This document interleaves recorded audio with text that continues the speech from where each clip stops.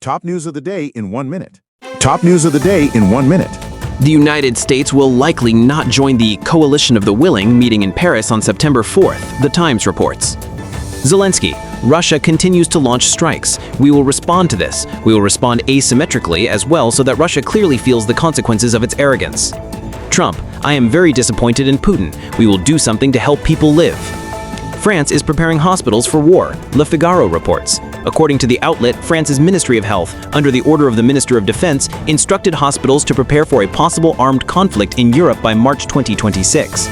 The U.S. is considering imposing tariffs on China over its purchases of Russian oil and gas, similar to measures taken against India, U.S. Ambassador to NATO Whitaker said. Trump, the U.S. is losing the space race to Russia and China. A Chinese military parade is starting in Beijing. The leaders of Russia, China, and North Korea spoke together on their way to the parade. Putin and Kim Jong-un are holding talks in Beijing. Statements by the Russian president, the parade in Beijing was splendid. Putin noted that North Korean troops took part in the liberation of the Kursk region on Kim Jong-un's initiative. North Korean warriors fought bravely and heroically in the Kursk region, and Russia will never forget this. Relations between Russia and North Korea have a special character.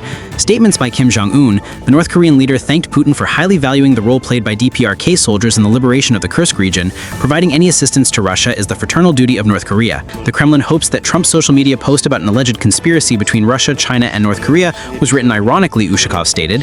He also emphasized that the leaders of Russia, China, and North Korea had no intention of plotting during the ceremonial events in China. German Chancellor Merkel stated that in order to resolve the conflict in Ukraine, Russia must be economically exhausted. He also accused Putin of unwillingness to end the armed confrontation and added that there is no reason to trust the Russian president. China, which is seeking new markets amid the tariff war with the U.S., may increase its exports of its goods to Russia, the South China Morning Post reports. Already 7 candidates from the Alternative for Germany party have died within a short period ahead of the elections in North Rhine-Westphalia, the German outlet Wealth reports. The New York Post had earlier reported that 6 people died within 13 days, including 4 candidates and 2 substitutes from the party. The elections will take place on September 14th. Putin and Xi Jinping discussed organ transplantation and life expectancy up to 150 years, Bloomberg reports. Xi Jinping, in the past people rarely lived to 70, but today at 70 you are still a child. Putin, thanks to the development of biotechnology, human organs can be transplanted constantly and people will be able to live younger and younger and even reach immortality.